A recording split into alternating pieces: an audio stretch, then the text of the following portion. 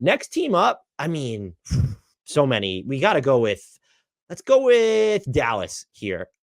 In love with their offseason. Who you go back, don't go back. Is going to make me go back. Listen to my comments about the Dallas Mavericks at the trade deadline.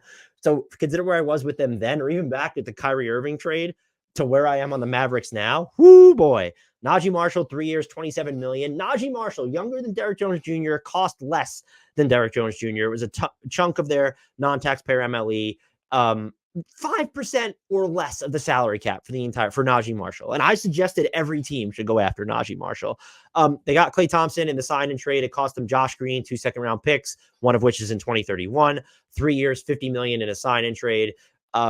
That is this has just been a fantastic offseason for them. I don't know, like we're still stuff to go through, and you would like to look at this roster and say, okay, they need to get someone else who could operate on the ball, put defenses in rotation other than Kyrie and Luka. But it's like, fuck, they have Kyrie and Luka. What is the player that you want them to go get? It would have been, cool for them to be in on a Jeremy Grant trade.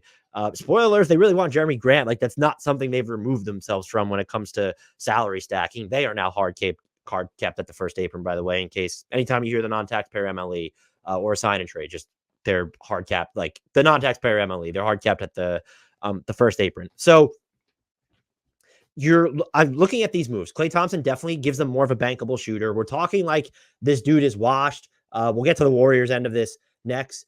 He is older. He's nowhere near the same on defense. He turns 35 in February, but he just averaged basically 18 points a game on 39% shooting from three on 9 attempts per game. He's averaged over 9 attempts from three in each of the past 3 seasons. That is volume when you're playing next to Kyrie Irving and Luka Doncic, and Klay Thompson just really doesn't need the ball ever. He can't fly around screens and move off the ball, I guess, like he used to, but you don't need to move all the time with Luka. This is going to be, I think, the perfect marriage, and they can insulate him defensively because of Naji Marshall, because of PJ Washington, because of Derek Lively. I guess because of Daniel Gafford a little bit, like more of the, but if you're going to go against more versatile teams, there could be some issues there. The Mavericks are just low-key fucking, I guess not low-key, but they're freaking huge. Klay Thompson listed at 6'6". I feel like he could be 6'7". You're looking at Naji Marshall now. He's 6'7". You get a little bit more size and strength compared to Derrick Jones Jr.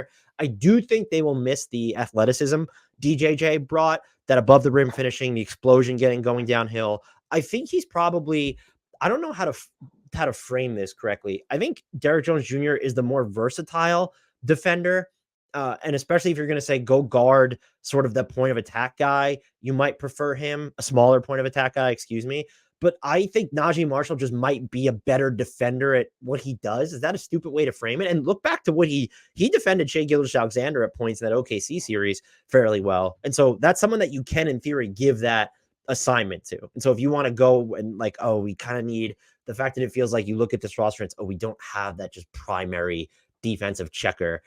Is Naji Marshall that guy? I guess that is something that creeps up. But what you might lack in identifying that one guy, which, by the way, Dante Exum's still on this team. He could be that guy. I think he should be in line for more minutes. And maybe that's why you felt comfortable pivoting from Derrick Jones Jr. to Naji Marshall, who is, I trust him more as a shooter. Neither of these guys are super high volume. And then just even as a ball handler, I trust Naji Marshall more.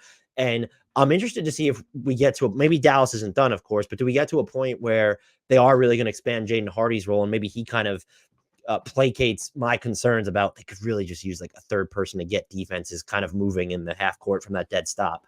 Hardy has that skill set. Do they have the patience to let him the patience to let him develop? We'll see. Love what they're doing, and I think they are a better team than they were at the start of this offseason, and that's pretty wild when you consider they just made the finals. So that's, I think, fantastic pieces of business here from them. And even just going back to what it costs to get off of Tim Hardaway Jr., you get Quentin Grimes back. So that's just some more floor spacing there. And look, I know he had the injury. I know there was pullback in New York before he even got hurt.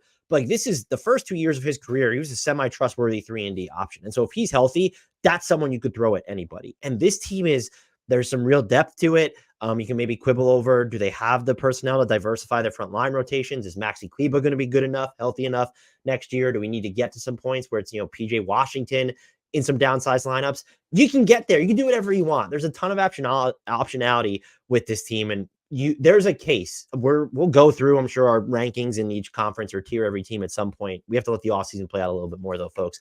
They have a case as of this minute to be the best team in the Western, like on paper, like not just, oh, you could envision a scenario if they get a little lucky. It's no, they could just be the best team in the Western Conference right now. So anyone who thought the finals run was a fluke, if it was with that roster construction, it's not, man, I'm high on this Mavericks team, which is probably bad news for Mavericks fans. Next team, what do we want to go to? Man, let's talk about the Spurs. Chris Paul, finally in San Antonio, 1 year, 11 million plus, not just 11 million, but 11 million plus. We'll see how they end up structuring that. Is it going to be their mid-level? We know it's going to be more than the room exception. Is it cap space? Because they're going to decide to operate with cap space. Really the only big move they've made now. This makes me feel a little bit better about them taking Stephon Castle, just the idea of Chris Paul being able to mentor him. But I would still like to probably see more shooting on this team, but just the idea of him playing with Wemby, it feels like there could be that. Remember that season in 2019, 2020, he's in OKC. They're just fun as hell, and they're really good as hell. They almost beat that Rockets team that traded Chris Paul in the playoffs. Bubble, weird, whatever, don't care. Chris Paul is not the same player, but like, could this just be something similar? The fact that he went there too is just, I don't know how good the Spurs are going to be, but I do know that when it was just Wemby and Trey Jones, like that two-man combination was a plus over 5 points per 100 possessions. Now you're adding Chris Paul into the equation, which should move Trey Jones back to the bench. You might be experimenting with more Stephon Castle. What's the learning curve there? Now you're just another year of like a more seasoned Wemby. If you have, let's say, league average point guard play now for, let's say those two combined, you could say for a full 48 minutes, but 40 minutes of 48 minutes, my God. This team could just enter the play-in, if not postseason discussion. Not predicting it, but I don't know how you could hate what they did. If you want them to be more aggressive and get a higher end option, Chris Paul's like kind of this good 1 year chaperone. And the bigger thing that I think it points to, this is someone who doesn't have a ring. And yes, he would have probably gotten less money, but he could have went somewhere where you were more likely to win a ring.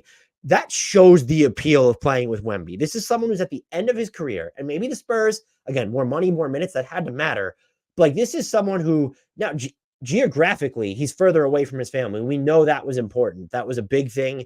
That was a big thing with him still being in California with Golden State.